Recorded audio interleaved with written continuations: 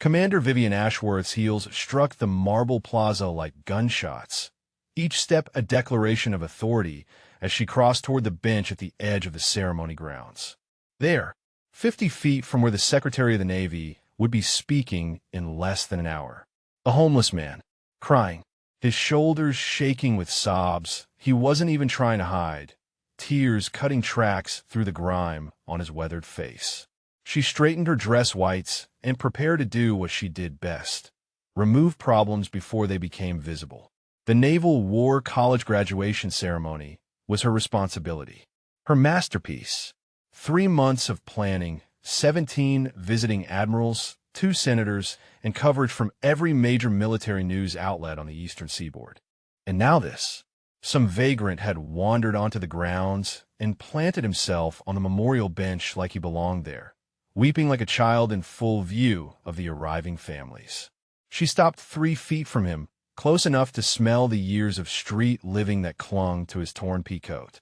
"Sir," she said, her voice carrying the precise mixture of authority and condescension she had perfected over 15 years of protocol work.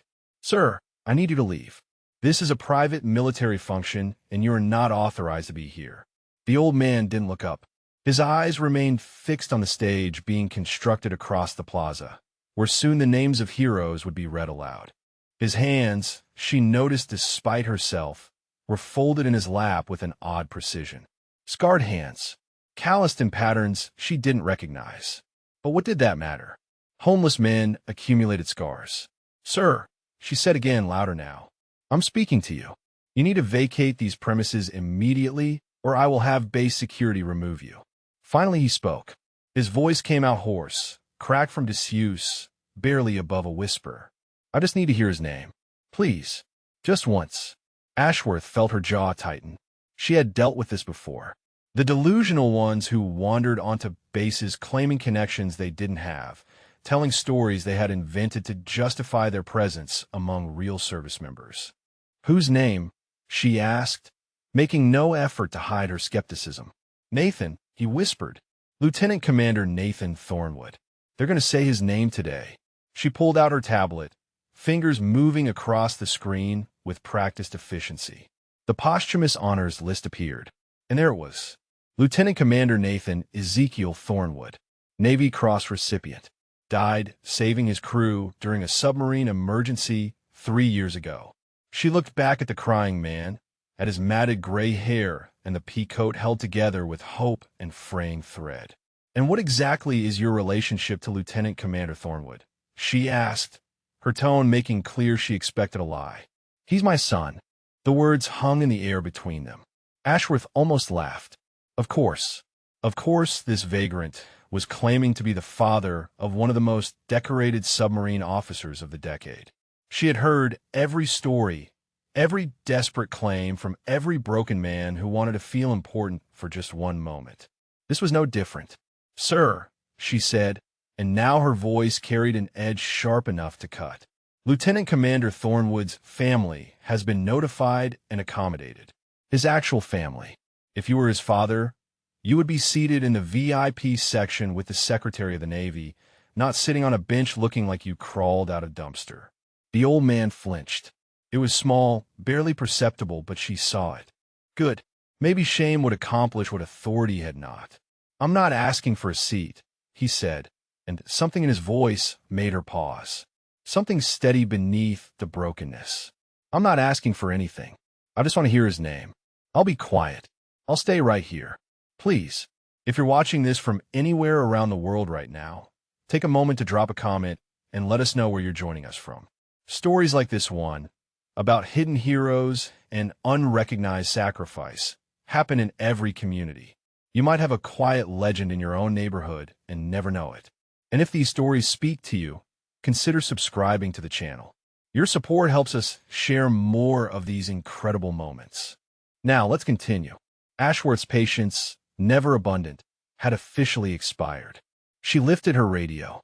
"Security, this is Commander Ashworth at the Memorial Plaza. I need an escort for an unauthorized civilian. Bench near the east entrance." She lowered the radio and fixed the old man with a stare that had wilted lieutenants. You have about 3 minutes to leave on your own before you leave in handcuffs." He didn't move. His eyes never left the stage.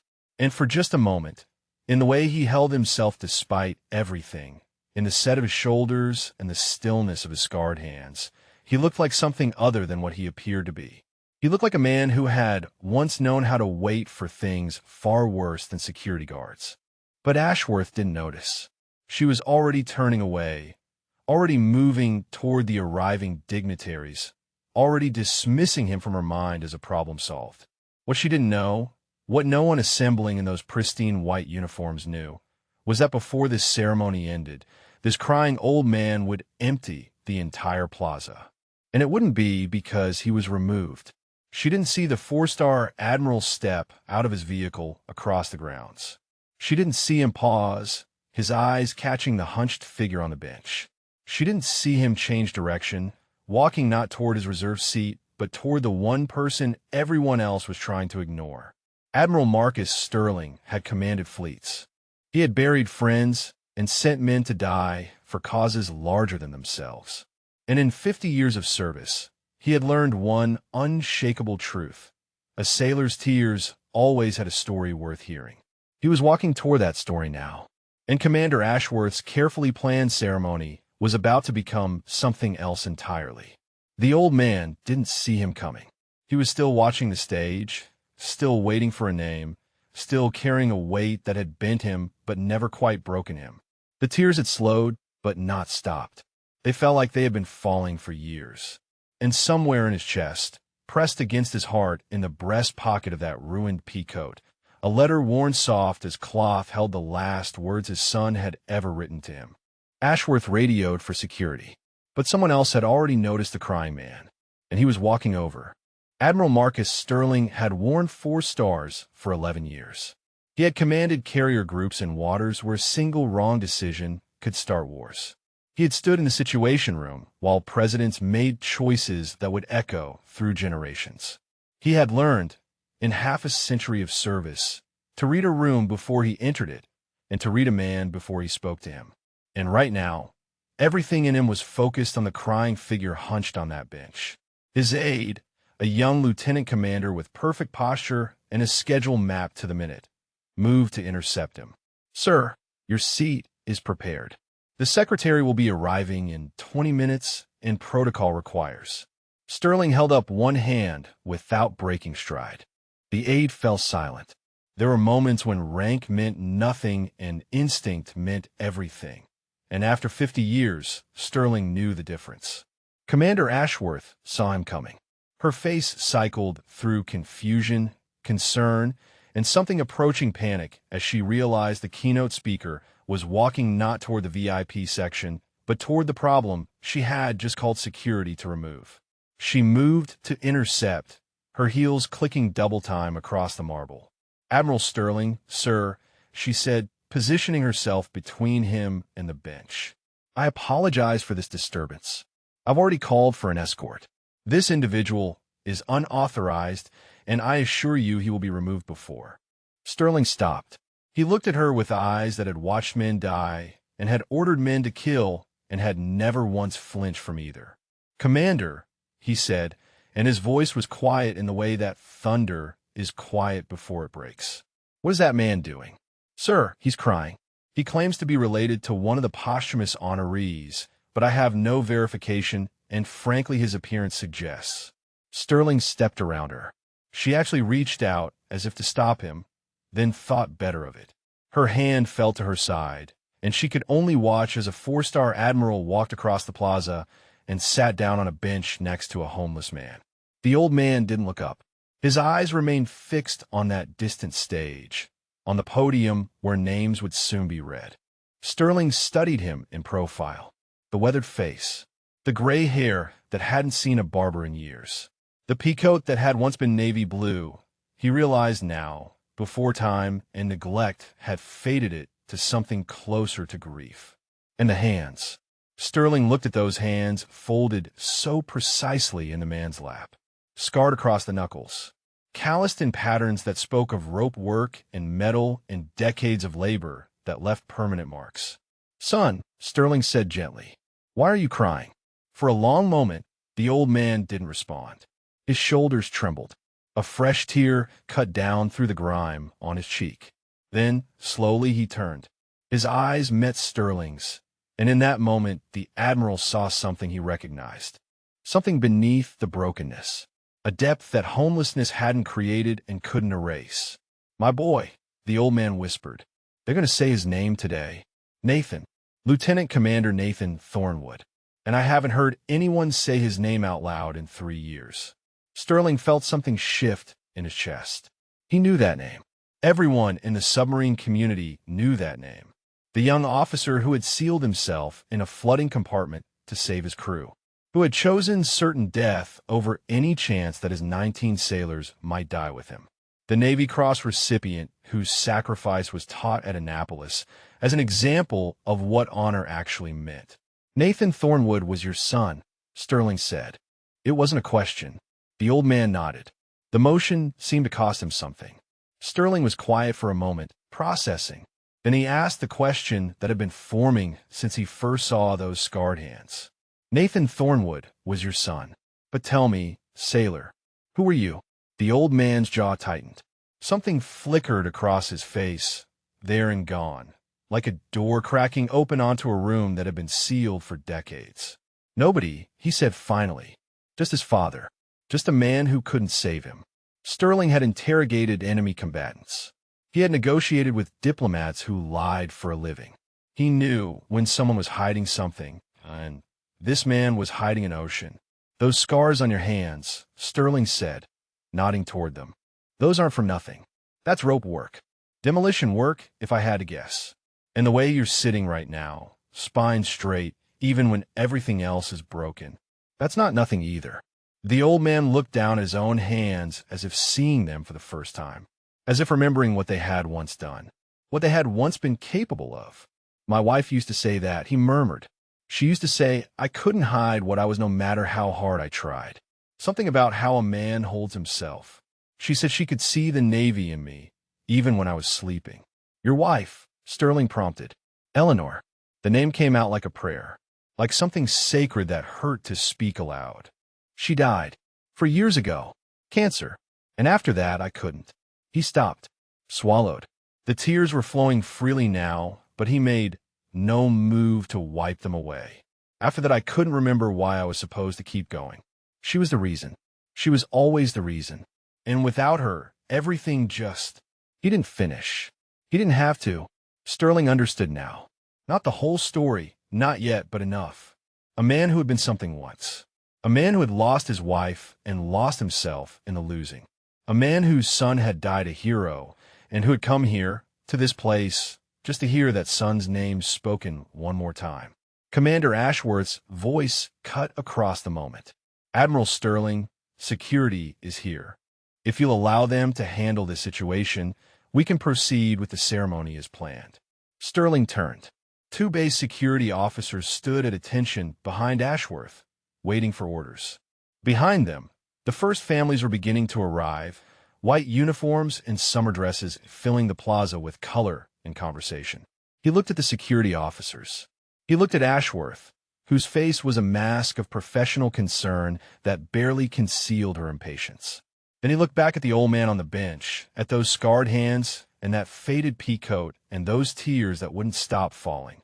"Commander," Sterling said, and his voice carried the weight of 4 stars and 50 years. "In my experience, a sailor's tears always have a story, and I intend to hear this one." He turned to the security officers. "You're dismissed. Return to your posts." "But Sir," Ashworth started. Sterling's eyes found hers. The temperature on the plaza seemed to drop 10 degrees. "I said dismissed, Commander. All of you. This man stays." Ashworth's mouth opened, closed. She had no protocol for this. No contingency for a moment when a 4-star admiral chose a crying vagrant over a ceremony 3 months in the making. She turned and walked away, her back rigid with fury she couldn't express. Sterling turned back to the old man. "Now," he said, "I asked you who you were, and I don't think nobody is the answer. So let me ask again." He leaned forward slightly. "Who were you, sailor? Before you were Nathan's father? Before you lost Eleanor? Who were you?" The old man was silent for a long moment. His hand moved unconsciously to his left forearm, pressing against the sleeve of his pea coat as if touching something beneath the fabric. Something hidden. Something he carried even now. Just a diver, he said finally. A long time ago. Just a man who went into the water when other men couldn't. Sterling felt the hairs on the back of his neck stand up. What kind of diver? The old man's eyes met his again.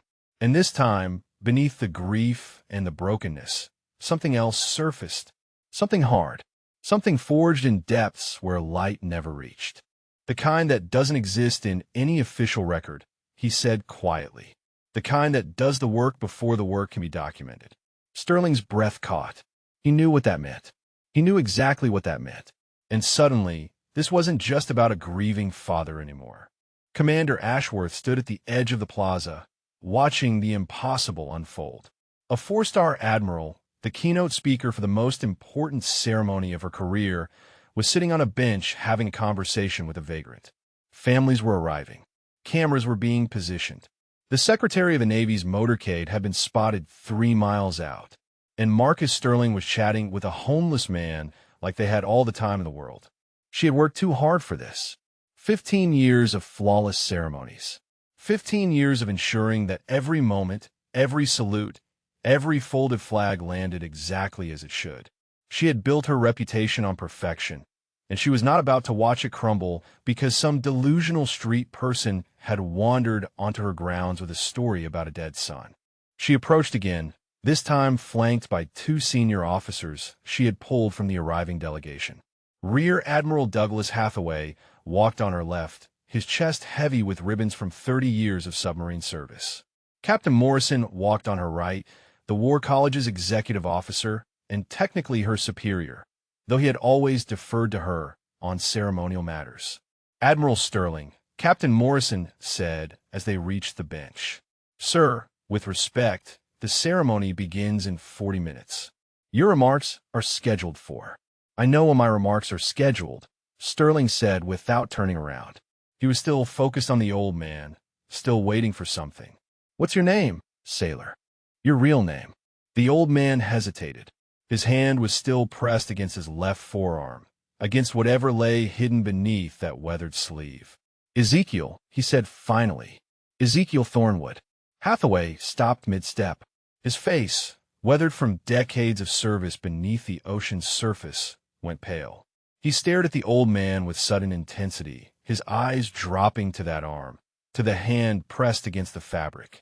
Sir, Ashworth interjected, stepping forward. I appreciate that you want to hear his story, but we have verification protocols for a reason. Anyone can claim to be related to a fallen hero. Anyone can invent a connection to make themselves feel important. This man has provided no identification, no proof of any relationship to Lieutenant Commander Thornwood, and frankly his appearance and mental state suggest. She reached for Ezekiel's arm, the one he was holding. The gesture was meant to be authoritative, a physical assertion of control over a situation spiraling beyond her grasp. Her fingers closed around his wrist, and she pulled, trying to lift him from the bench. Sir, you need to come with me right now. I've been patient, but this has gone far enough. Whatever story you're selling, this is not the place for. Her pull on his arm shifted the sleeve of his peacoat. It rode up past his wrist, past the scarred tissue of his forearm, and revealed what lay beneath. Ashworth's voice died in her throat. An anchor, faded to blue-gray by decades of sun and salt and time. But not just an anchor. Around it, above it, woven through the design like a map of something sacred, coordinates, a date, and below them, small enough to miss if you weren't looking, 2 sets of initials. Hathaway made a sound. It wasn't quite a word. It was something between recognition and disbelief, punched out of him like he had taken a blow to the chest. Commander, he said, and his voice was shaking. Remove your hand from that man. Now. Ashworth turned, confused by the sudden shift in his tone. Admiral Hathaway, I'm simply trying to. I said remove your hand. Hathaway's eyes hadn't left the tattoo. His face had gone from pale to something closer to gray. Do it now, Commander. That's an order. She released Ezekiel's arm. The sleeve fell back into place, covering the tattoo, but too late. Hathaway had seen, and from the look on his face, what he had seen had changed everything. Sterling was on his feet now, looking between Hathaway and the old man. "Douglas, what is it? What did you see?" Hathaway didn't answer immediately. He was staring at Ezekiel with an expression that mixed awe and something that looked almost like fear. He took one step forward, then another, until he was standing directly in front of the bench. Then, slowly, like a man approaching a shrine, he lowered himself to one knee. Ashworth's mouth fell open. A rear admiral, kneeling, in front of a homeless man. "Those coordinates," Hathaway said, his voice barely above a whisper. 10 degrees, 47 minutes north. 106 degrees, 40 minutes east. April 29th, 1975. Ezekiel's whole body went rigid. His eyes, which had been distant and grief-hollowed, suddenly sharpened. Focused. The transformation was subtle but unmistakable, like watching a weapon being drawn from a sheath. "How do you know those numbers?" Ezekiel asked. His voice had changed too. Harder now. Colder. The voice of a man who had spent a lifetime protecting secrets. "Because I studied them," Hathaway said. "At the academy. At submarine school. At every level of training where they teach us what sacrifice actually looks like." He swallowed hard, his composure cracking. "Those coordinates are the Saigon River. That date is the fall of the city. And those initials on your arm," he paused, fighting for control, "those are the men who didn't come back up." Sterling's expression shifted from confusion to something approaching understanding. "Douglas," he said carefully, "explain." Now, Hathaway rose to his feet, but his eyes never left Ezekiel.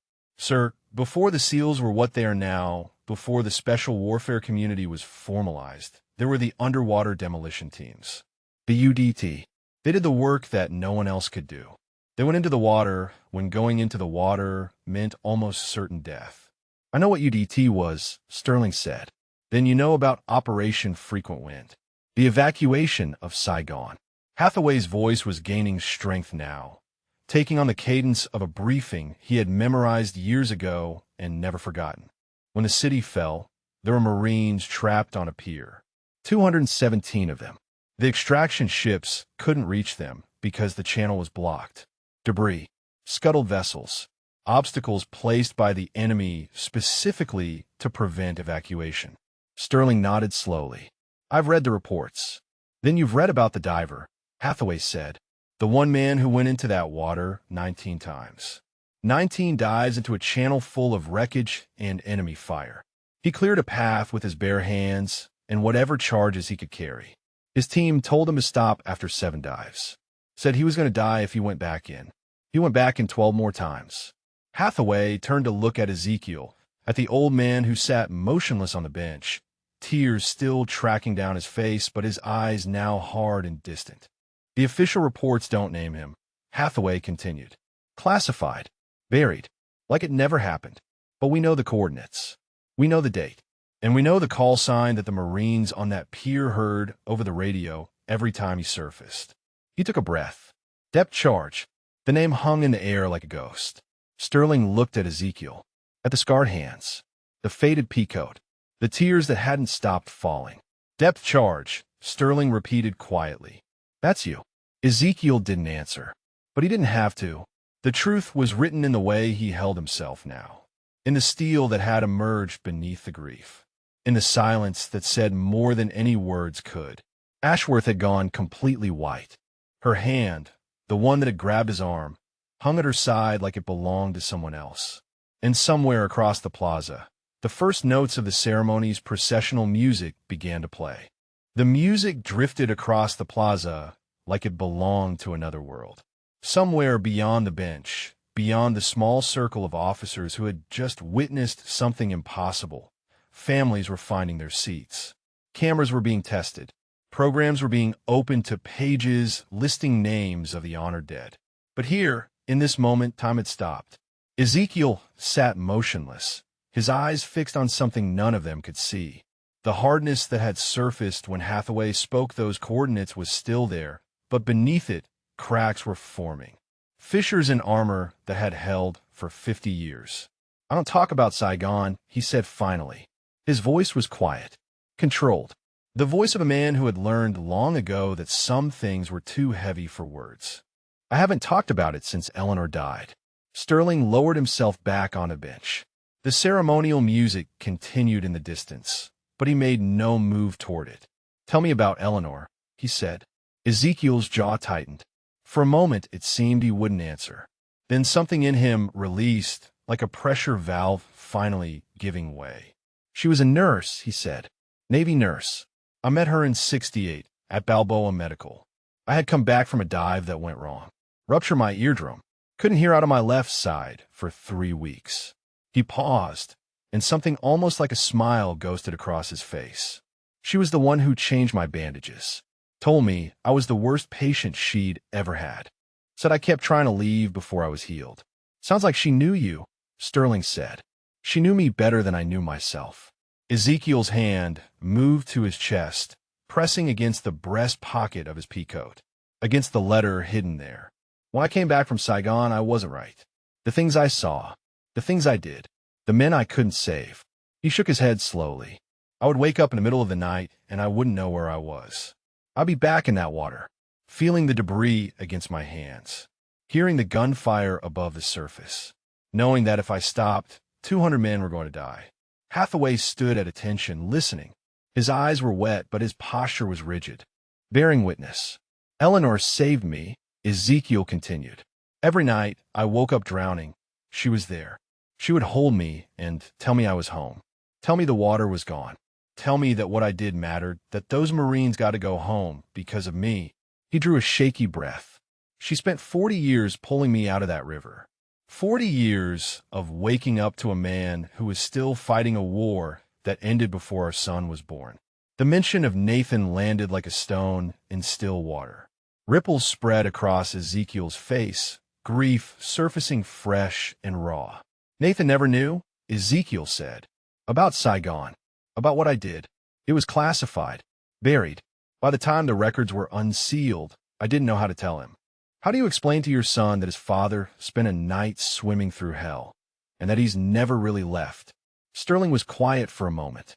Then he asked the question that hung unspoken in the air. What happened when Eleanor died?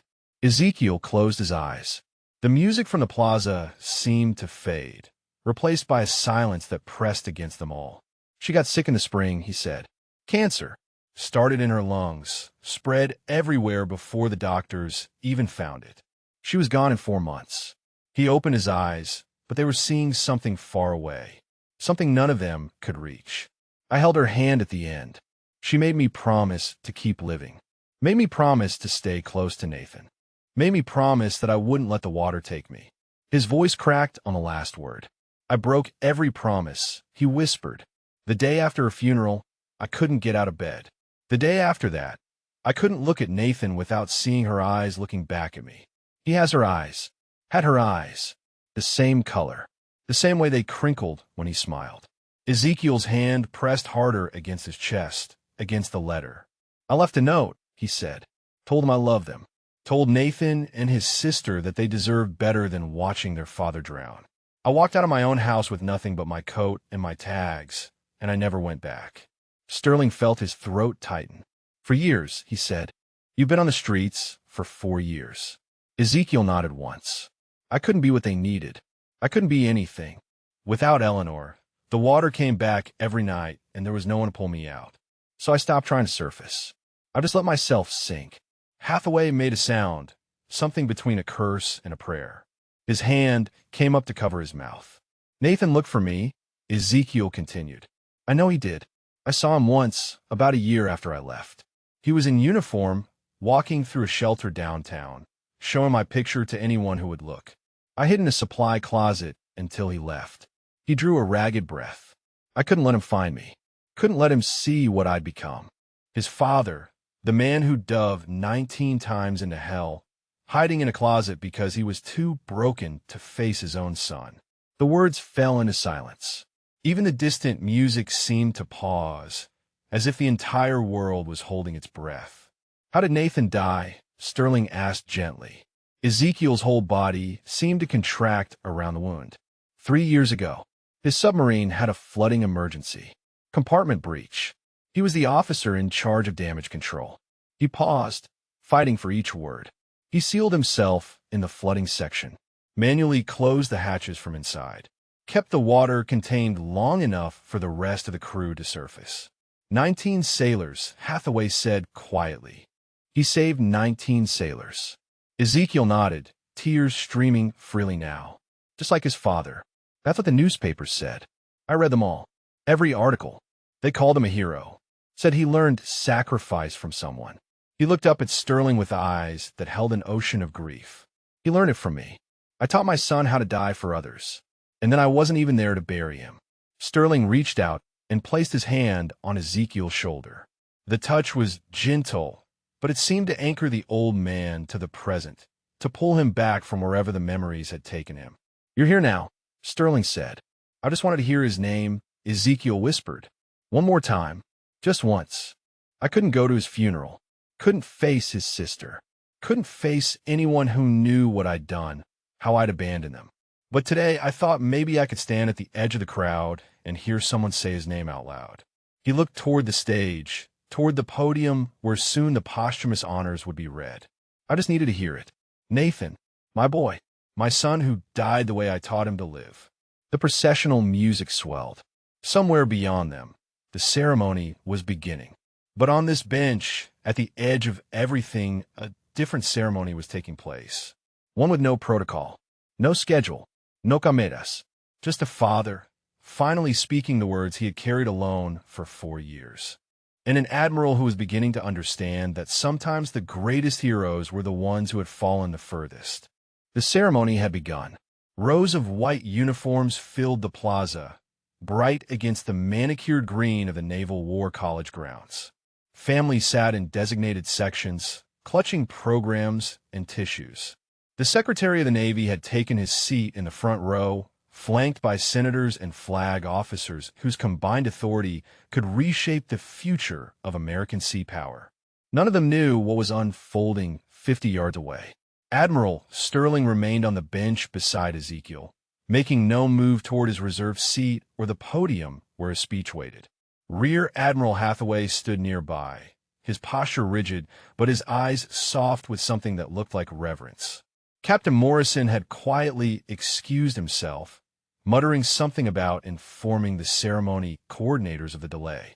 Commander Ashworth had vanished entirely, her perfect ceremony crumbling around her. A woman was walking toward them. She moved through the crowd with purpose, her dress whites crisp and her bearing unmistakably military. Chief Warrant Officer insignia glinted on her collar. She was in her early 50s, her hair silvered at the temples, her face carrying the weathered look of someone who had seen too much and chosen to keep seeing anyway. She stopped at the edge of the bench and looked directly at Ezekiel. Master Chief Thornwood, she said. Her voice was steady, but something in it trembled at the edges. I've been looking for you for 3 years. Ezekiel looked up. His face, still wet with tears, showed no recognition. Do I know you? No, sir. But I knew your son. She took a breath, steadying herself. I'm Chief Warrant Officer Miriam Okonkwo. I served under Nathan on the USS Hartford. I was his damage control assistant for 2 years before the accident. Sterling shifted on the bench, making room. Hathaway took a step closer, drawn by the gravity of the moment. Nathan talked about you, Okonkwo continued. All the time. He told us about his father, who had served in ways that couldn't be documented, who had done things that would never be recognized. She paused, her composure cracking just slightly. He was so proud of you, even after you left, even when he couldn't find you. He never stopped being proud. Ezekiel's face contorted. The words seemed to strike him physically, landing like blows against wounds that had never healed. He didn't know what I did, he said. Saigon was classified. I never told him. He knew enough, Okonkwo said. He knew you were UDT, knew you had served in Vietnam, knew there were things you couldn't talk about, and he knew that whatever you did, it mattered. She reached into her pocket and withdrew something small. He carried this with him. Every deployment, every mission, said it reminded him why he joined the Navy in the first place. She held out her hand. In her palm lay a challenge coin. worn smooth by years of handling. On one side, the anchor and trident of naval special warfare. On the other, two words etched deep into the metal: depth charge. Ezekiel stared at the coin like it was a ghost made solid. "Where did you get that?" he whispered. "From his personal effects," Okonkwo said. "After the accident, his commanding officer gave it to me because Nathan had told him once that if anything ever happened, he wanted me to have it." She pressed the coin into Ezekiel's scarred palm. "He said I should use it to find his father, to tell him that he understood, that he never blamed him for leaving, that he just wanted him to know he was loved." The sound that came from Ezekiel was not quite human. It was the sound of something breaking that had been held together too long by will alone. His fingers closed around the coin, knuckles going white, and his whole body curved inward like a man trying to contain an explosion. Sterling placed his hand on Ezekiel's back. Hathaway looked away, blinking rapidly. Even the distant sounds of the ceremony seemed to fade, as if the world itself was giving this moment the space it needed.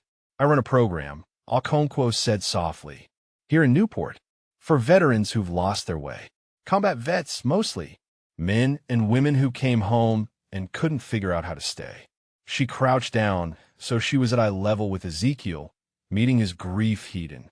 Nathan believed in it. He donated half his salary to it every month. Said if something like it had existed when you disappeared, maybe someone could have helped you find your way back. Ezekiel shook his head, the motion jerky and desperate. "I don't deserve help. I left them.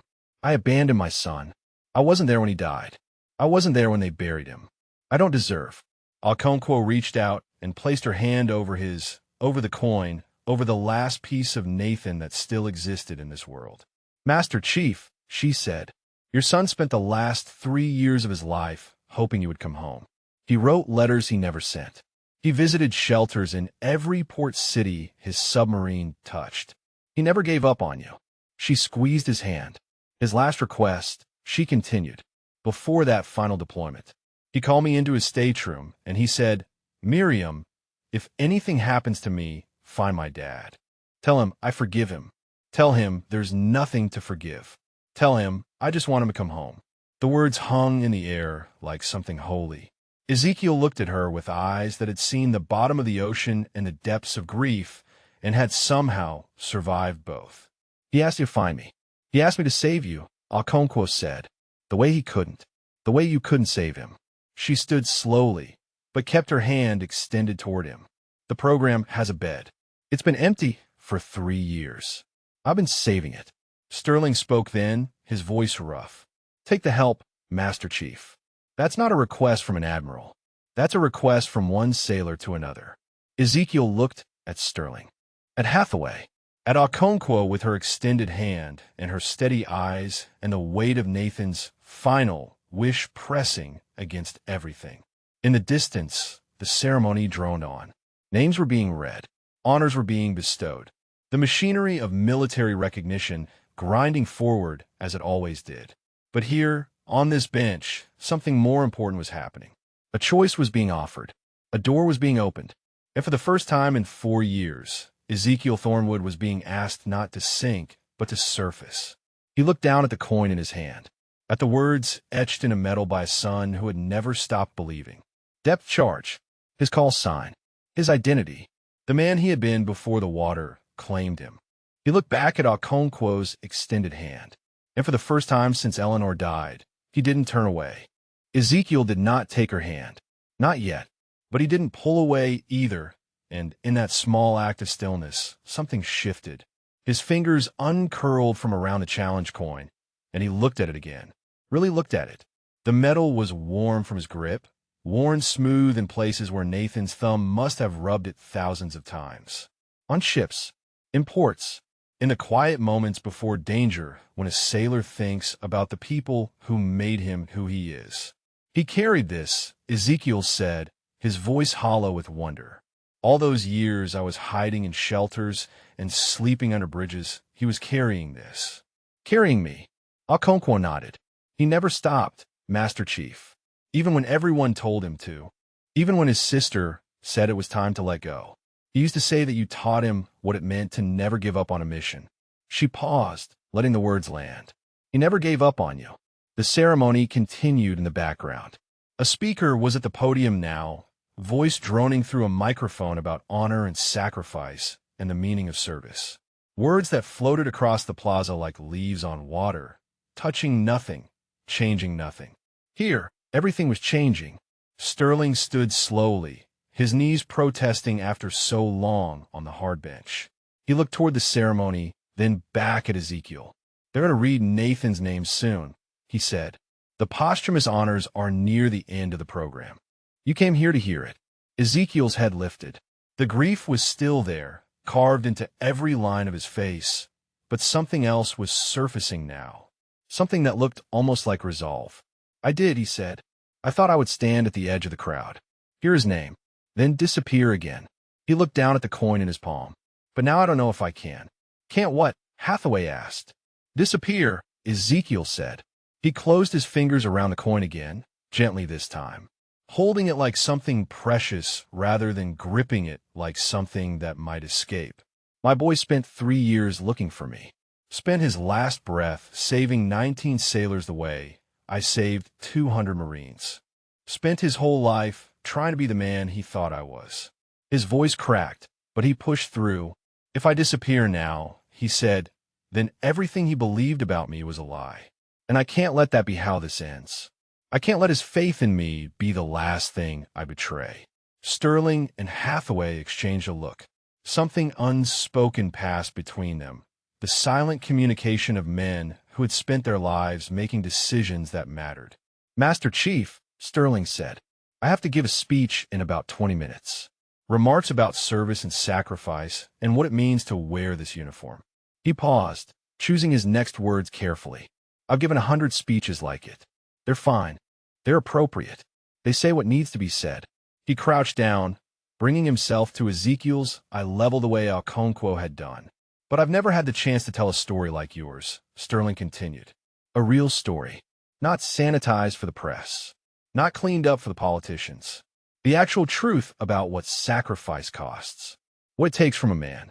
What it leaves behind." Ezekiel shook his head slowly. "I'm not a story, Admiral. I'm a conditionalità. I'm what happens when a man lets the water win." "No," Okonkwo said firmly. She moved closer, standing beside Sterling. "You're what happens when a man fights the water for 50 years and finally runs out of strength. There's no shame in that. The only shame would be refusing to let someone throw you a line." Ezekiel looked at her, at Sterling, at Hathaway, who stood at attention like he was in the presence of something sacred. "What are you asking me to do?" Ezekiel said. Sterling straightened. "I'm asking you to let me tell them who you are. Not to embarrass you, not to put you on display, but because there are young officers out there who need to know what real sacrifice looks like. Not the kind in the history books, the kind that follows you home, the kind that costs you everything and then asks for more. And I'm asking you to let me help you," Okonkwo added. "After, when the ceremony is over and the uniforms go home, I'm asking you to let Nathan's faith in you be the thing that brings you back." Ezekiel was quiet for a long moment. The sounds of the ceremony washed over them, applause and music, and the carefully modulated voice of the speaker praising courage in the abstract. In Saigon, Ezekiel said, "Finally, I made 19 dives. Everyone talks about that. 19 dives. Like it was some kind of record. Like it was something to be proud of." He shook his head. "What they don't talk about is the 20th dive. The one I didn't make." Sterling frowned. "What do you mean?" "There was a Marine in the water," Ezekiel said. "Young kid. Couldn't have been more than 19. He was tangled in the debris, maybe 30 feet from the channel I'd cleared. I saw him go under. I was already in the boat, already being pulled to safety. I could have gone back in. One more dive. One more." His voice broke. "But I didn't," he whispered. "I was too tired, too broken. I watched him drown because I couldn't make myself go back into that water one more time. And I've been making that 20th dive every night since. Every nightmare. Every time I close my eyes. I'm back in that river, and I'm diving for a boy I couldn't save." The confession hung in the air, heavy and terrible and true. Okonkwo knelt beside him. "Master Chief," she said softly, "you saved 217 people that night. One loss doesn't erase that. One moment of human limitation doesn't undo a lifetime of service. Tell that to his mother, Ezekiel said. Tell that to whoever was waiting for him to come home. Sterling placed his hand on Ezekiel's shoulder. I can't speak for his mother, he said, but I can tell you this.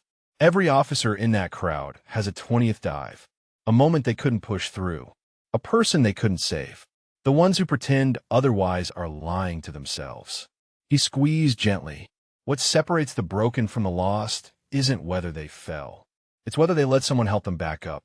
Ezekiel looked at the hand on his shoulder, at Okonkwo still kneeling beside him, at Hathaway standing witness, at the ceremony in the distance where his son's name would soon be spoken aloud for the last time in an official capacity. And for the first time in 50 years, he spoke the words he had never allowed himself to say. I couldn't save them all, he said. His voice was barely audible. I couldn't save that boy. I couldn't save Eleanor. I couldn't save Nathan. I couldn't even save myself. Okonkwo took his hand. No one can save everyone, she said, but you can still save someone. You can still save you. And maybe, in doing that, you can help save others who are drowning the same way you were. The applause from the ceremony rose and fell. Another name read. Another honor bestowed. Nathan's name was coming. And Ezekiel Thornwood, depth charge, the man who had made 19 dives and been haunted by the 20th, finally made a decision. He looked at Okonkwo's hand holding his. And this time he held on. They helped him stand. It took both Sterling and Okonkwo, one on each side, not because Ezekiel lacked the strength, but because his body had forgotten what it felt like to be supported. For years of standing alone, of walking alone, of carrying weight that no human being was meant to carry without help. His legs trembled as he rose, but he rose. Hathaway stepped forward and did something that made Sterling's eyebrows lift. He removed his own dress jacket, the one heavy with ribbons and insignia, and draped it over Ezekiel's shoulders. The peacoat was pushed aside, replaced by the crisp white of naval authority. Master Chief, Hathaway said quietly, you may not have worn the uniform in decades, but you never stopped being one of us. This is the least I can do. Ezekiel looked down at the jacket. His hand moved to touch one of the ribbons, fingers brushing across the fabric like he was remembering something from a long time ago. A lifetime ago, when he had worn his own ribbons, when he had stood in formation, when the Navy had been his family before he found Eleanor and made a different kind. I can't wear this, Ezekiel said. These are yours. You earned them. And you earned the right to stand with dignity when your son's name is called, Hathaway replied. That's not negotiable, Master Chief. The ceremony was entering its final phase. The speaker at the podium had shifted tone, voice taking on the somber gravity reserved for honoring the fallen. The posthumous awards section. The names of those who had given everything. Sterling checked his watch. I need to get to the stage, he said. My remarks are scheduled right before the posthumous honors. He looked at Ezekiel with an intensity that carried the weight of command.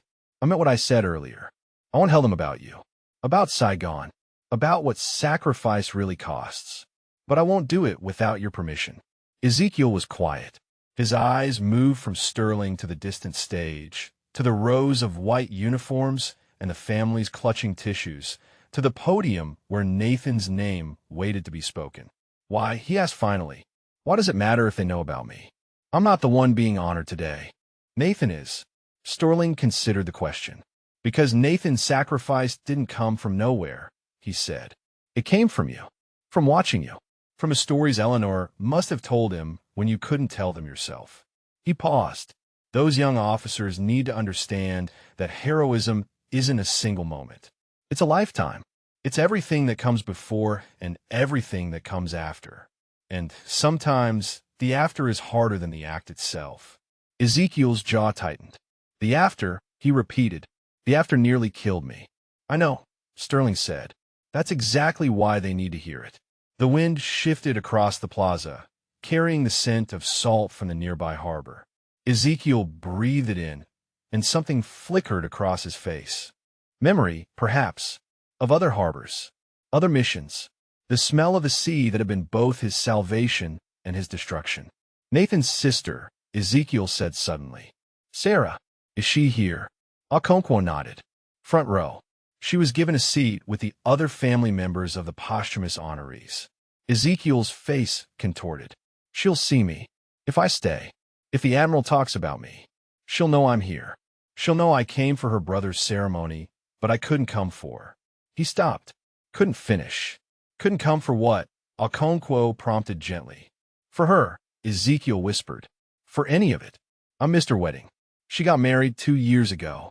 I found out from a newspaper someone left on a shelter cot. My daughter got married, and I read about it like a stranger. The words fell like stones into water. She never stopped looking either, Okonkwo said. She and Nathan used to coordinate. Different cities, different shelters, different veterans organizations.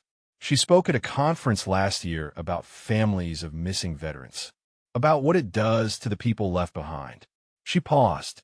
She talked about you, Master Chief, about how losing her mother broke something in you, and how losing you broke something in her. But she also said she understood. She said she knew you loved them. She said that was the part that hurt the most. Ezekiel made a sound like something inside him was tearing. I do love them, he said, the words rough and broken. I never stopped loving them. I left because I love them, because I thought my darkness would swallow them too. I thought if I stayed, they'd spend their whole lives trying to save a man who couldn't be saved. But you can be saved, Sterling said firmly. You're standing here. You're still breathing.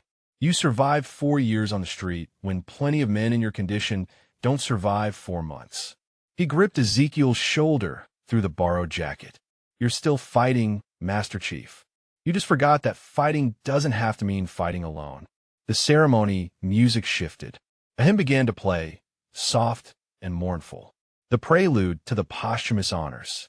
Sterling had to go. His absence would be noticed soon, would become a scandal of its own if he didn't take his place at the podium. I need an answer, Sterling said. Do I have your permission to tell them who you are? Ezekiel looked at him, then at Okonkwo, then at Hathaway, still standing at attention like an honor guard, then at the stage in the distance, where soon a name would be spoken that he had given to a boy 40 years ago. A name that boy had carried into the depths of the ocean and transformed into something legendary. Nathan believed in me, Ezekiel said slowly. Even when I gave him every reason not to, even when I disappeared, even when I proved that his faith was misplaced. He paused, and when he spoke again, his voice was stronger. If you tell them about me, they're going to see a broken man, a failure, someone who saved 200 Marines and then couldn't save himself. That's exactly right, Sterling said, and that's exactly what they need to see. Heroes who bleed, legends who fall, men who carry wounds that don't show up on medical reports. He leaned closer. You're not a cautionary tale, Master Chief. You're proof that even the strongest among us can be brought to our knees. And you're about to be proof that even from our knees, we can choose to stand again. Ezekiel held his gaze for a long moment. 2 men who had given their lives to the sea, to the service, to something larger than themselves. One had risen to the highest ranks. One had fallen to the lowest depths. And here they stood, equals in the only way that mattered. Tell them, Ezekiel said finally. His voice didn't waver. Tell them about Saigon. Tell them about Eleanor. Tell them about Nathan. Tell them about the 20th dive. His hand moved to his chest, pressing against the letter still hidden in his pocket. And tell them that I'm sorry. For every day, I wasn't the man they deserved. Sterling nodded once. Then he turned and walked toward the stage, his stride carrying the authority of a man who was about to do something that no ceremony protocol had ever anticipated. Behind him, Ezekiel Thornwood stood in a borrowed jacket, held upright by a woman his son had trusted and a rear admiral who had knelt before him. And somewhere in the front row, a young woman named Sarah sat waiting to hear her brother's name, unaware that she was about to hear something else entirely. Her father's story, and then, perhaps, her father's voice. Admiral Sterling took the stage. The applause that greeted him was automatic, the polite recognition afforded to a 4-star admiral about to deliver keynote remarks. Families shifted in their seats. Officers straightened their posture. Cameras adjusted their angles. Everyone expected the standard speech, the familiar phrases about duty and honor that had echoed across 1,000 military ceremonies before this one. Sterling gripped the podium with both hands and looked out at the crowd. "I had a speech prepared," he began. His voice carried across the plaza, amplified by speakers positioned throughout the grounds. 20 minutes of remarks about service and sacrifice, about what it means to wear this uniform, about the debt we owe to those who gave everything. He paused. Let the silence stretch. "I'm not going to give that speech." A murmur rippled through the crowd. In the VIP section, the Secretary of the Navy leaned forward slightly. Somewhere off to the side, Commander Ashworth, who had reappeared to watch the ceremony's conclusion, went pale. 45 minutes ago, Sterling continued, "I was walking to my seat when I saw something that stopped me. A man sitting on a bench at the edge of this plaza. An old man, homeless by the look of him, crying." The murmur grew louder. Heads turned, searching for the figure Sterling was describing. "My protocol officer wanted him removed," Sterling said. She was concerned about the image, about the optics of having someone like that visible during such an important ceremony. "And I understand that concern. We work hard to present a certain face to the world, to show strength, composure, the polished surface of military excellence." He leaned into the microphone. "But I've learned something in 50 years of service. The polished surface is not where truth lives. Truth lives in the cracks, in the places we try to hide, in the men and women who carry wounds that never made it into any official report." Sterling's eyes found the spot where Ezekiel stood, supported by Okonkwo and Hathaway at the edge of the crowd. "So instead of taking my seat, I sat down next to that crying man. And I asked him a simple question. I asked him why he was crying." The plaza had gone completely silent. Even the wind seemed as still. "His name is Ezekiel Thornwood," Sterling said. "Master Chief Ezekiel Thornwood. And he was crying because today at this ceremony, we are honoring his son, Lieutenant Commander Nathan Thornwood, Navy Cross recipient, the submarine officer who sealed himself in a flooding compartment to save 19 members of his crew." In the front row, a young woman with dark hair and her father's eyes lifted her hand to her mouth. "But that's not the whole story," Sterling continued. "Because before Nathan Thornwood saved 19 sailors, his father saved 217 Marines. And he did it in a way that most of you have never heard of because it was classified for 40 years. Sterling looked down at his notes. Then he pushed them aside. April 29th, 1975. The fall of Saigon. Operation Frequent Wind. The largest helicopter evacuation in history was underway, but there were Marines trapped on a pier. Over 200 of them. The extraction ships couldn't reach them because the channel was blocked. Debris. Scuttled vessels. Enemy obstacles designed specifically to prevent evacuation. He paused, letting the weight of the moment build. One man went into that water. One diver from the underwater demolition teams. He cleared that channel with his bare hands and whatever explosives he could carry. His team told him to stop after 7 dives. They said he was going to die if he went back in. Sterling's voice hardened. He went back in 12 more times. 19 dives total, into a channel full of wreckage and enemy fire.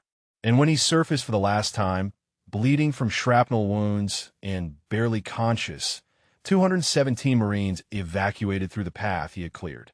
The silence in the plaza was absolute. His call sign was "Depth Charge," Sterling said. And he's standing at the edge of this ceremony right now, wearing a borrowed jacket because his own clothes aren't fit for an occasion like this. He came here today not to be recognized, not to be honored. He came here just to hear his son's name spoken out loud one more time. A sound escaped from the front row. Sarah Thornwood was on her feet, her hands still pressed to her mouth, her eyes searching the crowd. Sterling raised his hand, pointing to where Ezekiel stood.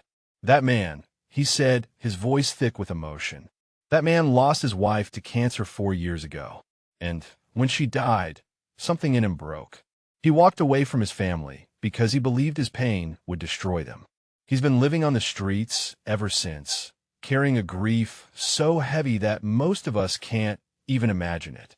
Heads were turning now, hundreds of them. Officers and families and dignitaries all looking toward the edge of the plaza where an old man in an admiral's jacket stood trembling. "But here's what I need you to understand," Sterling continued. "Here's what matters more than any speech I could give about duty and honor. Nathan Thornwood learned sacrifice from his father. He learned what it meant to give everything, to hold nothing back, to choose others over yourself even when it costs you everything you have." Sterling's voice broke slightly. He steadied himself against the podium.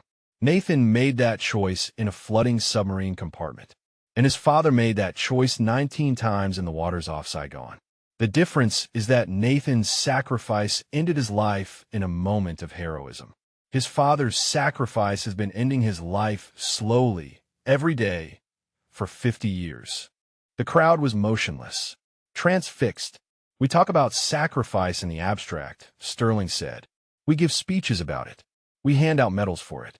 But we don't talk about what comes after. We don't talk about the nightmares, the survivor's guilt, the marriages that crumble, the men who can't look at their own children because they see the faces of the ones they couldn't save." He straightened to his full height. "Master Chief Thornwood is not a cautionary tale. He is what sacrifice actually looks like. Not the medal ceremony, not the parade, the real thing, the cost that keeps coming due long after the mission is over." Sterling looked directly at Ezekiel. "Master Chief," he called out, "I know you came here just to hear your son's name. But before we read it, I want this entire assembly to know who you are, what you did, and what you've carried." He turned back to the microphone. "Ladies and gentlemen, officers of the United States Navy, I give you Master Chief Ezekiel Thornwood. Call sign depth charge. 19 dives, 217 Marines saved, and one son who followed in his father's footsteps all the way to glory." Sterling began to clap. For a moment, nothing happened. The crowd sat frozen, processing what they had just heard. Then Rear Admiral Hathaway snapped to attention and saluted. And like a wave building from the shore, every officer in that plaza rose to their feet. The sound that rose from the plaza was unlike anything Ezekiel had ever heard. It began with the rustle of fabric, hundreds of uniforms moving at once. Then the sharp crack of hands meeting brows in salute. Then applause, building like thunder rolling across an open sea, growing louder and louder until it seemed to shake the very ground beneath his feet. He couldn't move. His legs had locked in place, every muscle frozen by the weight of what was happening. These people were standing for him, saluting him. Officers who had never met him, families who had never heard his name, all of them on their feet because of something he had done 50 years ago in waters half a world away. Okonkwo's hand tightened on his arm. "Steady, Master Chief," she said. "Just breathe." But breathing felt impossible. The applause kept building, wave after wave of sound crashing against him. He could see faces in the crowd now, some of them wet with tears, others set in expressions of fierce pride. Young officers who looked at him like he was something out of a history book. Older veterans whose eyes held recognition, understanding, the shared knowledge of what it cost to do impossible things. Then he saw her. Sarah was pushing through the front row, her dark hair coming loose from its careful arrangement, her dress whites wrinkled where she had gripped the fabric in her fists. She was moving toward him, weaving between chairs and stepping over programs dropped on the ground, her eyes locked on his face with an intensity that stripped away every defense he had left. "Dad!" The word carried across the chaos of applause, clear and sharp and devastating. "Dad!" Ezekiel's composure shattered. The walls he had built over 4 years of silence, for years of hiding, for years of convincing himself that his children were better off without him, all of it crumbled in the space between one heartbeat and the next. "Sarah," he breathed. The name came out broken, barely audible, swallowed by the noise of the crowd. "Sarah, I'm sorry. I'm so sorry. I didn't mean to. I never wanted." But she wasn't stopping to hear his apologies. She was running now, closing the distance between them with the desperate speed of someone who had been searching for 4 years and had finally found what she was looking for. She hit him like a wave. Her arms wrapped around him, and she buried her face in his chest, and the sound she made was something between a sob and a scream, for years of grief and fury and desperate love pouring out of her in a single devastating moment. Ezekiel's arms came up automatically, muscle memory from 1,000 embraces before everything fell apart, and he held his daughter for the first time since the day after Eleanor's funeral. "You left," she gasped into his chest. "You left, and we couldn't find you, and Nathan looked everywhere, and I thought you were dead. I thought we'd lost you too." "I know," Ezekiel whispered. His voice was wrecked, torn apart by tears he couldn't stop. "I know. I'm sorry. I thought I was protecting you. I thought if I stayed, my darkness would." "I don't care about your darkness," Sarah said fiercely. She pulled back just enough to look at his face, her hands gripping the lapels of Hathaway's borrowed jacket. "I don't care about whatever you thought you were protecting us from. You're my father. You were supposed to let us help you. You were supposed to let us love you through it." "I couldn't," Ezekiel said. The words came out ragged, honest in a way he hadn't allowed himself to be in years. "After your mother died, I looked at you and Nathan, and all I could see was her. Her eyes. Her smile. Every time you laughed, I heard her laughing. And I couldn't bear it. I couldn't bear loving you and missing her at the same time." Sarah's face crumpled. "So you left," she said. "You left us to miss both of you." The applause had faded now. The crowd had lowered their hands, their salutes complete, but no one had sat down. Every eye in the plaza was fixed on the reunion unfolding at the edge of the ceremony. Some people looked away, giving the moment what privacy they could. Others watched openly, tears streaming down their faces. On the stage, Admiral Sterling stood silent at the podium, making no move to continue the ceremony. Some moments were more important than protocol. "Nathan never gave up on you," Sarah said. "Even at the end, even when he deployed for the last time. He told me that if anything happened to him, I had to keep looking. He said you were still out there somewhere. He said he could feel it." Ezekiel's hands shook as he cupped his daughter's face. The face that looked so much like Eleanor's. The face he had run from because he couldn't bear the reminder of everything he had lost. "I read about his funeral," Ezekiel whispered. "In a newspaper. Someone left it on a cot at the shelter. I read that my son was dead, and I couldn't even." He stopped, his voice failing him. "I couldn't even stand at his grave. I couldn't say goodbye. I was too ashamed to even mourn him properly." "Then mourn him now," Sarah said. She took his hand in both of hers and pressed it against her heart. "Mourn him with me, with the people who loved him, with everyone here who's about to hear his name."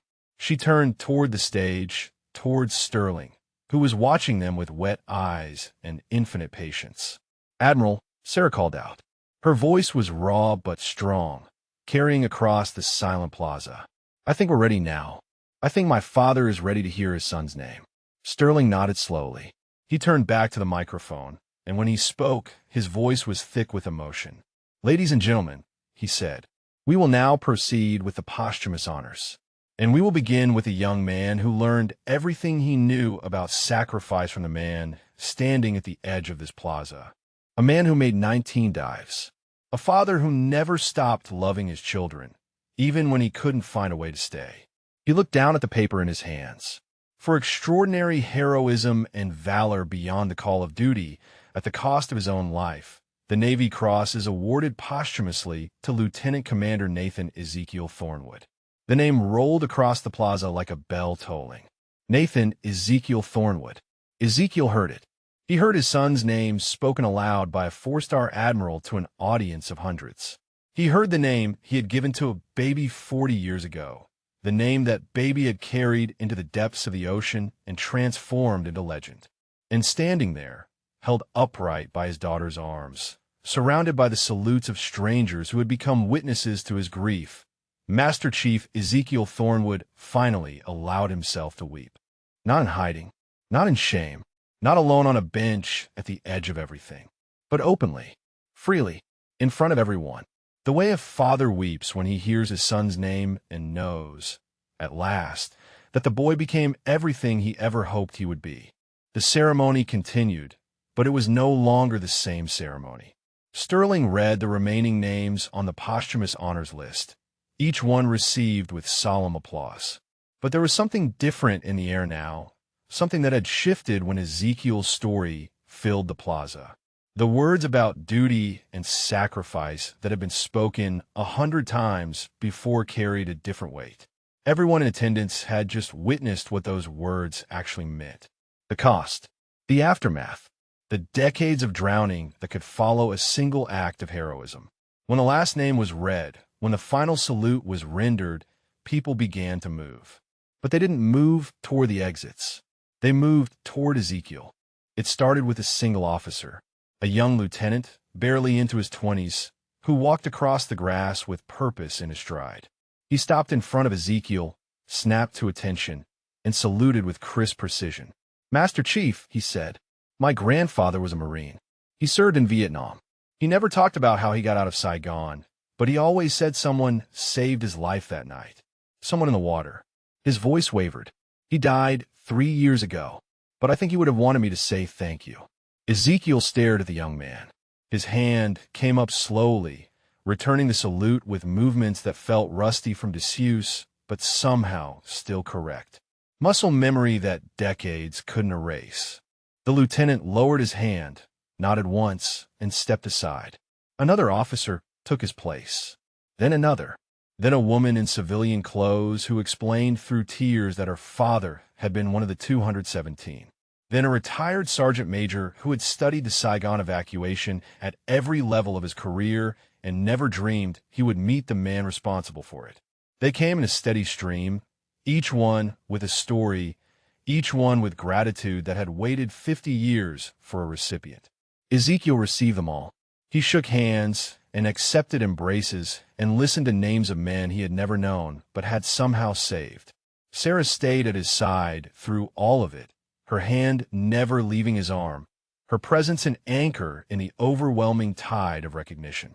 Some people couldn't stay. Ezekiel noticed them at the edges of his vision, people who rose from their seats and quietly walked away. Not in anger, not in judgment, simply overwhelmed. The weight of what they had witnessed, the raw exposure of a man's decades of suffering, was too much to bear in a public space. They needed air. They needed distance. They needed time to process what sacrifice actually looked like when you stripped away the medals and the speeches. Commander Ashworth was among them. Ezekiel saw her slip through a side exit, her face ashen, her perfect ceremony in ruins around her.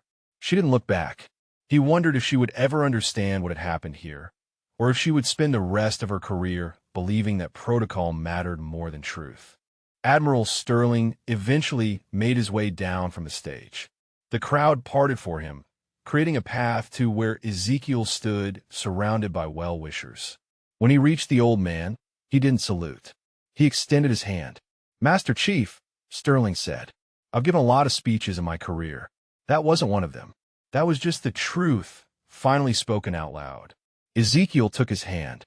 The grip was firm on both sides, two men who understood each other in ways that didn't require explanation. "Why did you do it?" Ezekiel asked quietly. "You didn't know me. You had no reason to risk your reputation on a homeless man's story." Sterling smiled slightly. "Because I asked you why you were crying," he said. "And your answer was that you wanted to hear your son's name." He shook his head. "I met a lot of men who wanted recognition, who wanted medals, who wanted their moment in the spotlight. But you just wanted to hear your boy's name one more time. That told me everything I needed to know about who you were."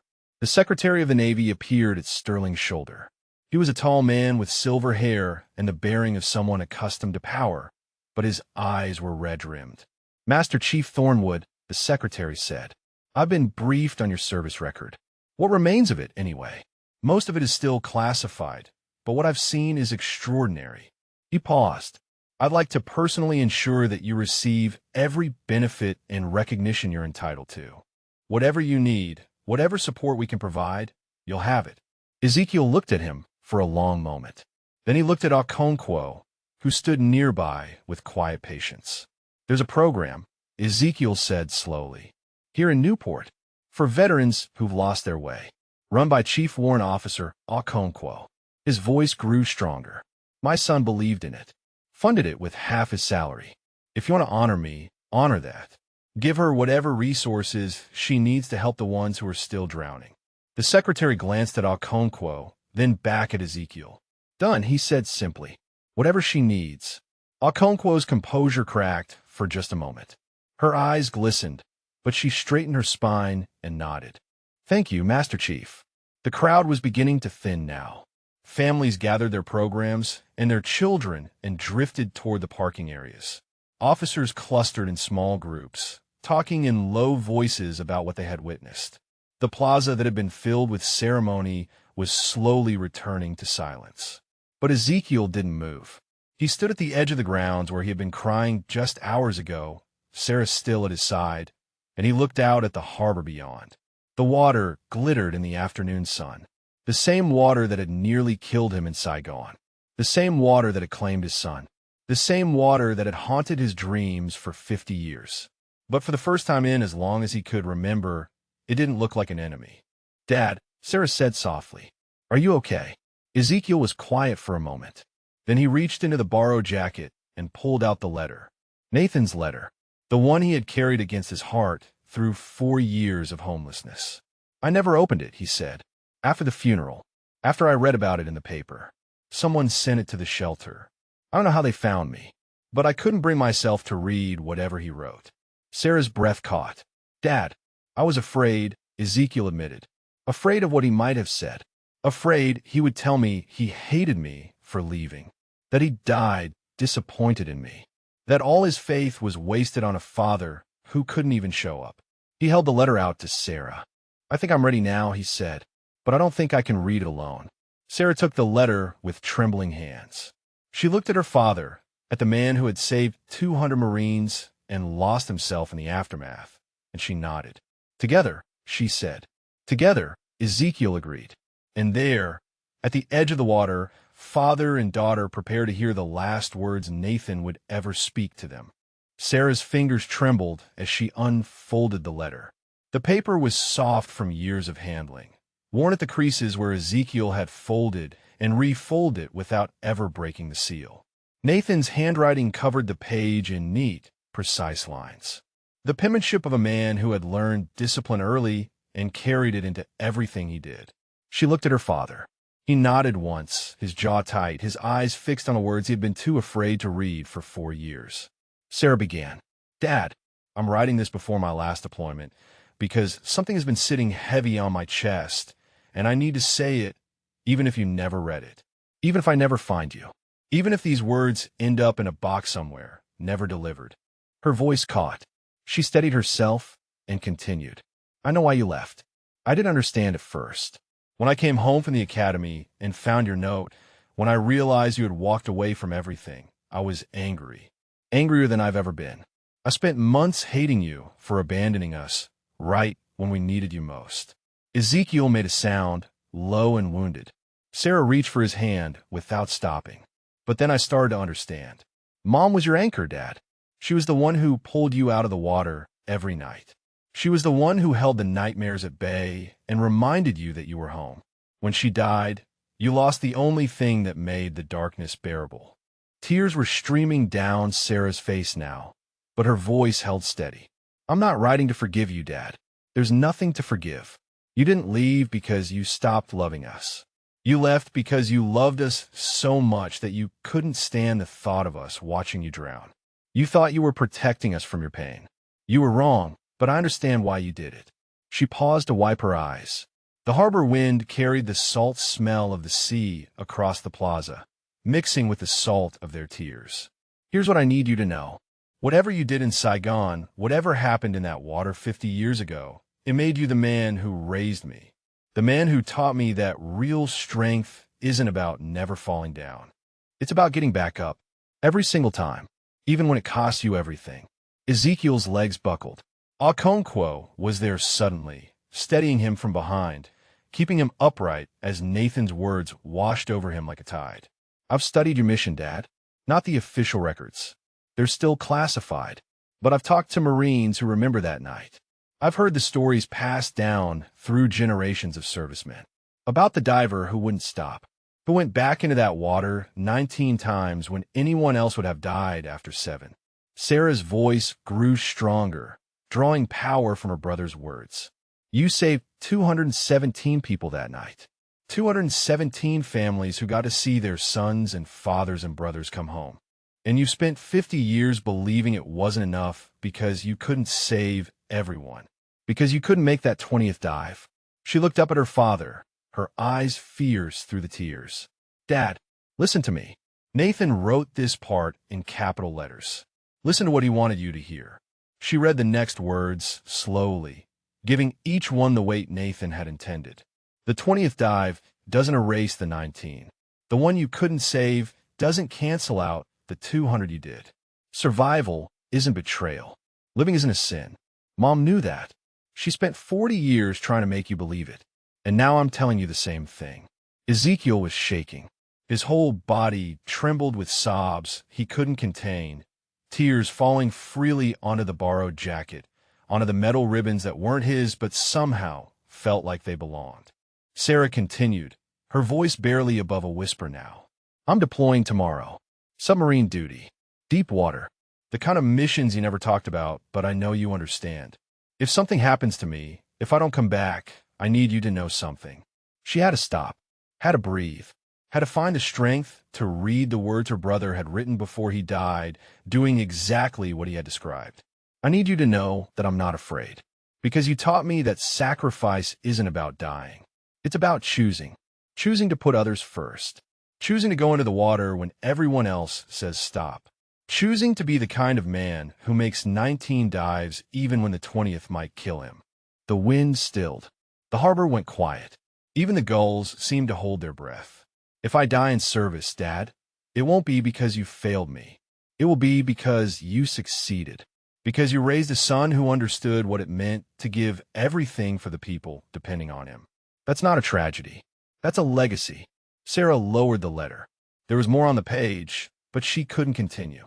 The words blurred through her tears, swimming on paper that Nathan had touched, had held, had poured his heart into. Ezekiel reached out and took the letter from her hands. He looked at his son's handwriting, at the words that had waited for years to be heard, and something in his face changed. The grief was still there, the guilt, the decades of drowning. But beneath it all, something else was surfacing. He read the final lines himself, his voice cracked but clear. Come home, Dad. Not for me, not for Sarah, for yourself, because you deserve to surface. You deserve to breathe. You deserve to live the years that Mom would have wanted for you. Find your way back to the people who love you. Let them help you carry what you've been carrying alone. Ezekiel's voice broke completely on the last words. I love you, Dad. I always have. I always will. No matter what. Your son, Nathan. The letter fell to Ezekiel's side. He stood there, held upright by his daughter and by Okonkwo and by the ghost of son who had loved him even when he couldn't love himself. Admiral Sterling had moved closer during the reading. Rear Admiral Hathaway stood at attention nearby, tears streaming unashamedly down his weathered face. A small crowd had gathered, witnesses to a moment that none of them would ever forget. Ezekiel looked at Sarah, at Okonkwo, at the water beyond them, glittering in the fading afternoon light. He came home, Ezekiel whispered. In this letter, he came home to me. Sarah pulled him into an embrace. And now it's time for you to come home, too.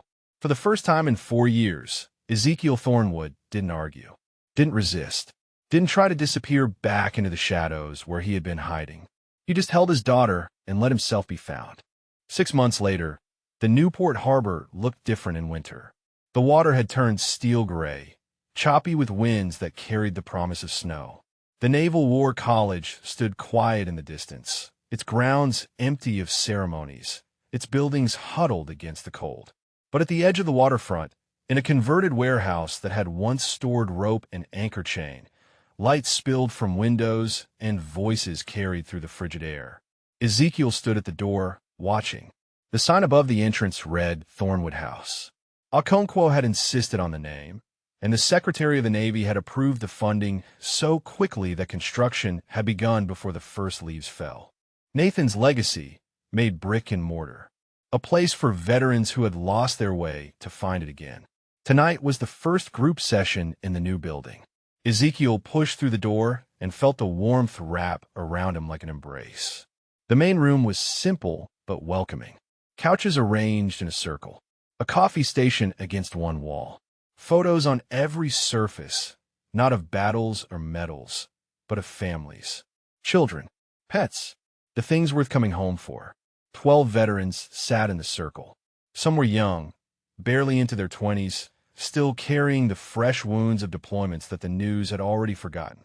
Others were older, gray-haired like Ezekiel, wrestling with demons that had followed them for decades.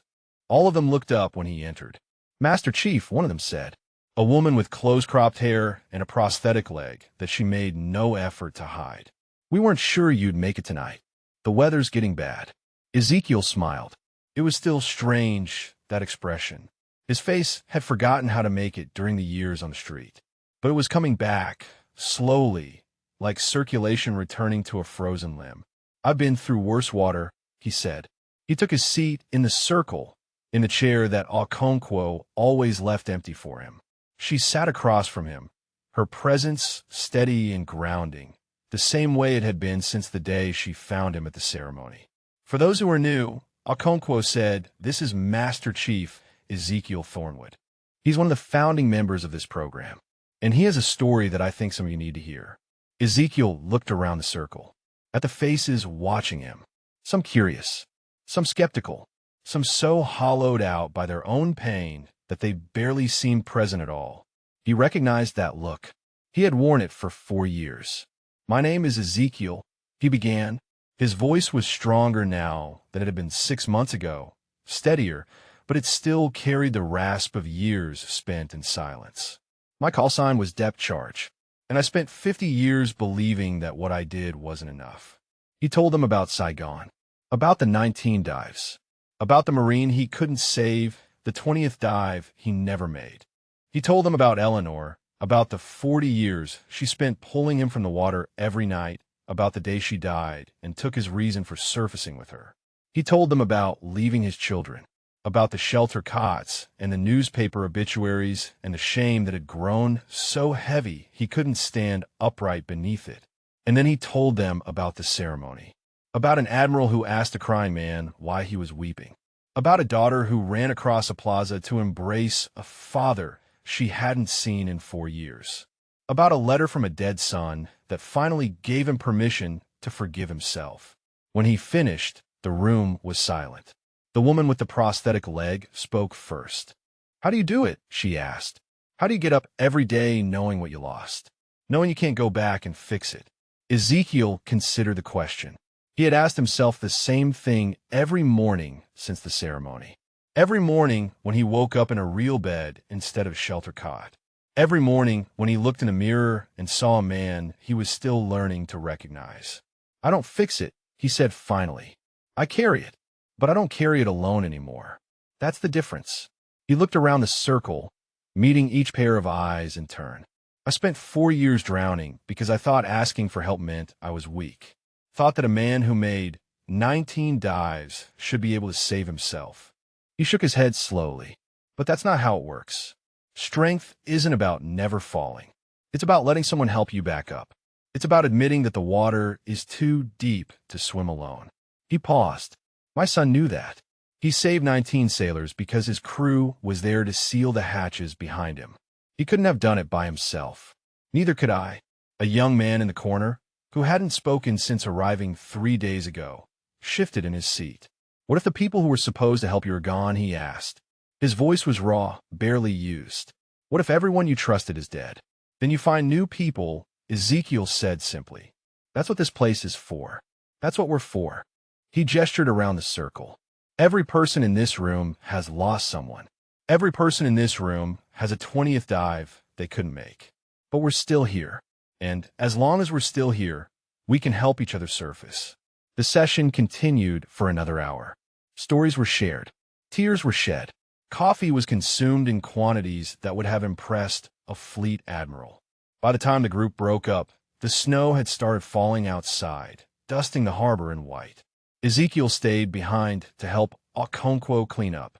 They worked in comfortable silence, stacking cups and straightening chairs, the easy rhythm of people who had learned to share space without needing to fill it with words. "You're good at this," Okonkwo said finally. "Better than I expected." Ezekiel paused, a stack of cups in his weathered hands. I spent 50 years carrying something I thought nobody else could understand. Turns out a lot of people understand. They just need someone to go first. Okonkwo nodded. Nathan will be proud of you. The words landed softly, without the sharp edge of grief they would have carried 6 months ago. Ezekiel had learned to hold his son's memory differently now, not as a wound that wouldn't heal, but as a light that guided him forward. I talk to him sometimes, Ezekiel admitted. At his grave, I tell him about the people who come through here, the ones who are starting to surface. What do you think he'd say? Ezekiel smiled, that faint, still learning expression that felt more natural every day. He'd say, keep diving, old man. There's more people in the water. The door opened behind them. Sarah stepped inside, snow dusting her dark hair, her cheeks flushed from the cold. She had driven up from Providence, where she had moved to be closer to her father, and she came to Thornwood House at least twice a week now. Ready to go, Dad, she asked. I made dinner. Your favorite. Ezekiel set down the cups. He looked around the room one more time, at the photos on the walls, and the empty chairs waiting for tomorrow's arrivals, and the sign above the door that bore his family's name. Then he turned to his daughter and took her arm. Ready, he said. They walked out into the snow together, father and daughter, two people who had lost each other and found their way back. Behind them, the lights of Thornwood House glowed warm against the winter darkness.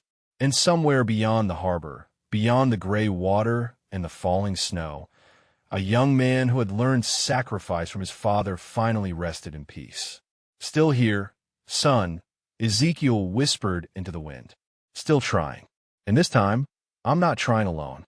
If this story moved you, if it reminded you that even the deepest wounds can begin to heal, please subscribe to our channel and share in the comments. Who is the quiet hero in your life that deserves to be recognized? Sometimes the greatest warriors are not the ones who charge in a battle, but the ones who choose to surface when every part of them wants to sink. Sometimes courage is not about fighting. It is about letting yourself be found. Thank you for watching.